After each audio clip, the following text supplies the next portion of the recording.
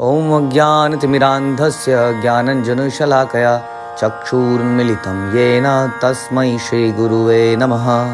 हरे कृष्ण। भगवद गीता अध्याय 9th, the most confidential knowledge, श्लोक संख्या 4। मया तद्मिदं सर्वं जगदव्यक्तमूर्तिना मतस्थानि सर्वभूतानि न चाहं तेष्वस्थितः। यह संपूर्ण जगत मेरे अव्यक्त रूप द्वारा व्याप्त है। समस्त जीव मुझ में है किंतु मैं उनमें नहीं हूं। प्रभुपाद इसमें बहुत अच्छा प्रपट लिखते हैं जिसको हम पढ़ेंगे, लेकिन उससे पहले भगवान जब ये बोलते हैं कि संपूर्ण जगत मेरे अव्यक्त रूप द्वारा व्याप्त है। अव्यक्त होता है अनमैनिफेस्टेड, जो कि दृश्य नहीं है। अव्यक्त है, व्यक्त नहीं है। व्यक्त वो होता है जो इसको हम देख सकते हैं, अव्यक्त जो हम नहीं देख पाते हैं लेकिन उसकी एग्जिस्टेंस होती है। जैसे कि वायु चारों तरफ, हमारे चारों तरफ वायु होती है लेकिन हम वायु को देख नहीं सकते हैं।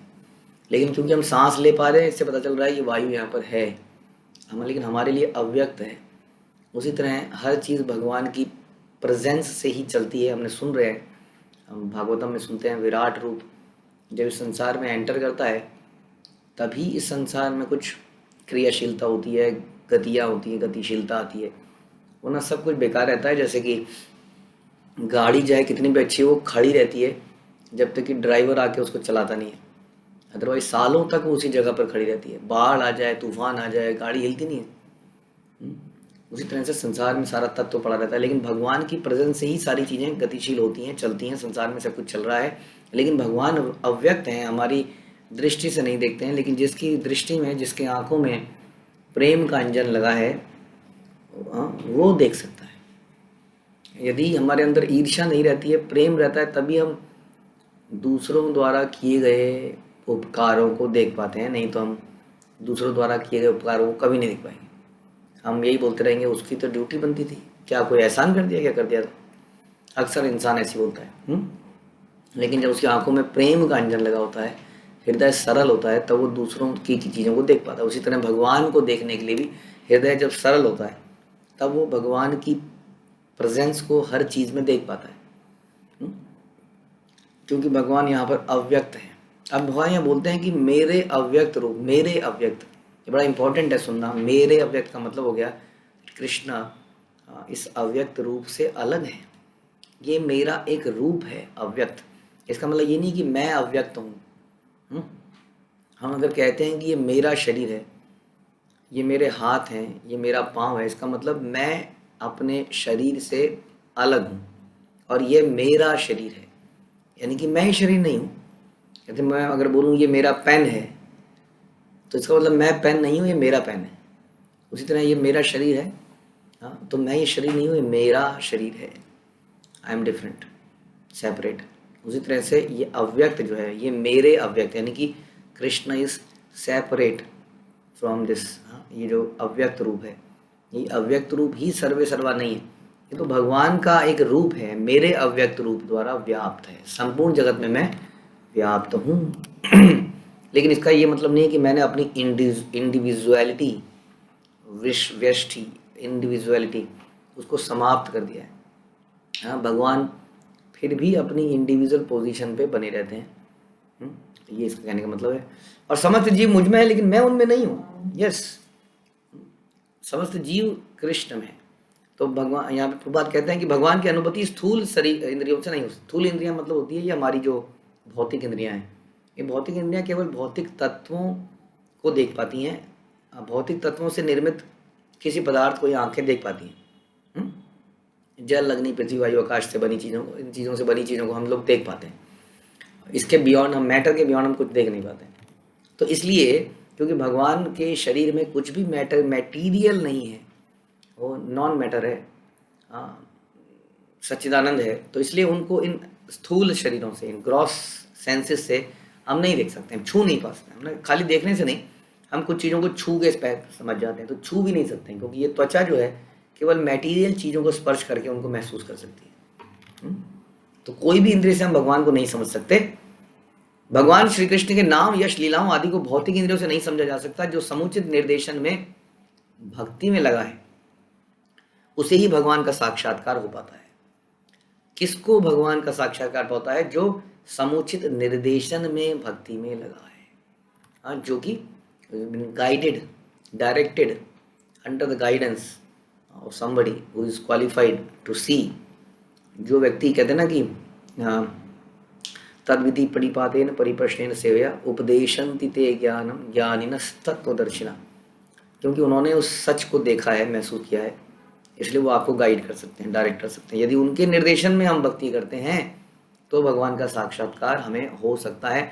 अदरवाइज अपनी ताकत से यदि हम प्रयास करेंगे तो हम भगवान को कभी नहीं समझ सकते। ब्रह्म संहिता में भी कहा गया, प्रेमांजुन चरिता भक्ति विलोचनेन। यदि किसी ने भगवान के प्रति दिव्य प्रेमाभिरुचि उत्पन्न कर ली है तो वह सदैव अपने भीतर और बाहर गोविंद को देख सकता है। यस, लेकिन उसके लिए प्रेम पैदा करना पड़ेगा, तभी इसको देख नहीं सकते। नहीं, जैसे मैंने बताया कि हम लोग संसार में किसी ने हमारे लिए क्या किया उसी को नहीं देख पाते।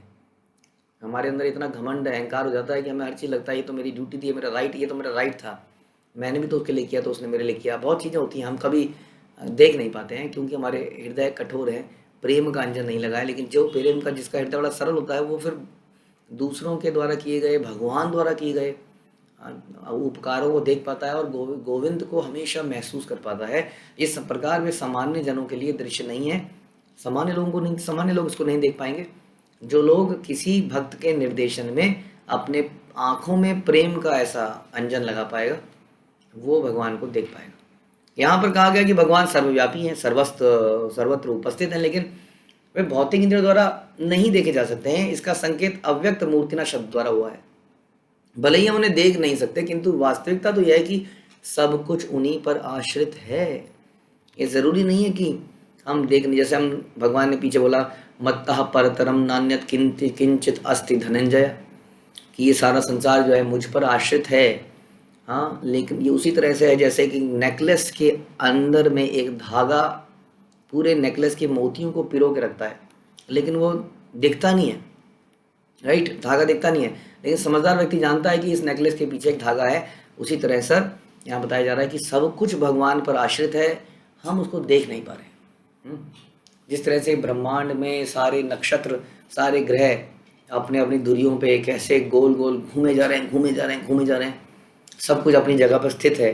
जरा सा भी ऐसा नहीं है कि घूमते आप देखते ना कि कई बार हम बच्चे खेलते ना वो एक गेम लट्टू, अब लट्टू को ऐसे रस्सी बांध के ऐसे घुमा के फेंका जाता है। अब जो फेंकते हैं तो वो अपनी एक जगह पे नहीं, उसमें थोड़ी सी मूवमेंट रहती है, इधर इधर इधर, हाँ, गड़बड़ जाती है उसमें। अब सोचिए हमारा पृथ्वी सूर्य कैसे एग्जैक्टली अपने ऑर्बिट में घूम रहे हैं, जरा सा भी स्लाइटली अगर ये मूवमेंट हो तो कितना बड़ा हादसे हो सकते हैं, है ना। इतनी तेज़ी से घूमने वाली वस्तु आपस में टकराएंगी तो क्या होगा, सोच सकते हैं आप। ये सारा घर बार जो हम देख रहे हैं, भूकंप में हम डर जाते हैं, ओ भूकंप आ गया, हल्का सा कंपन होती है। अब सोचिए कुछ टकराएगा तो क्या होगा, तो कितना बड़ा कोई कंट्रोलर होगा जो उसको कंट्रोल कर रहा है। कॉमन सेंस से हम इसको समझ सकते हैं। उसके लिए हृदय हमारा ऐसा होना चाहिए, भले ही मुझे ना देख सकें, किंतु वास्तविकता यही कि सब कुछ उन्हीं पर आश्रित है, जैसा कि 7वें अध्याय में बताया जा चुका है कि संपूर्ण दिव्य दृश्य जगत मतलब ये जो व्यक्त संसार है, इस संसार के बियॉन्ड एक अव्यक्त संसार है, अगेन, जो कि हम नहीं देख सकते, उसको आध्यात्मिक जगत कहते हैं।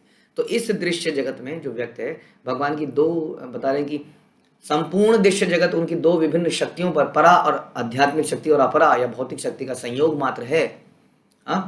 परा या आध्यात्मिक शक्ति यानी कि जीव, और अपरा यानी कि ये मैटर, ये दोनों मिलते हैं तो ये शरीर बनता है। और जो चल रहा है हम देख रहे हैं, इसके अंदर एक आत्मा है जो कि आध्यात्मिक शक्ति है, और एक स्थूल शरीर है जिससे कि हाथ पैर आंखें वगैरह बने। इन दोनों के संयोग से ये चल रहा है। जिस प्रकार सूर्य प्रकाश संपूर्ण ब्रह्मांड में फैला है, उसी प्रकार भगवान की शक्ति संपूर्ण सृष्टि में फैली है और सारी वस्तुएं उसी पर टिकी हैं। फिर भी किसी को यह निष्कर्ष पर नहीं पहुंचना चाहिए कि सर्वत्र फैले रहने के कारण भगवान ने अपना व्यक्तिगत सत्ता खो दी है। ऐसे तर्क का निराकरण करने के लिए भगवान कहते हैं, मैं सर्वत्र हूं, प्रत्येक वस्तु मुझ में है तो भी मैं पृथक हूं, मैं उनमें नहीं हूं। समझ रहे हैं आप, सब प्रत्येक वस्तु मुझ में है लेकिन मैं उनमें नहीं हूँ। इसका मतलब ऐसा नहीं मैं भी घुल गया हूँ, मैंने अपनी अलग अस्तित्व भी बना रखा है।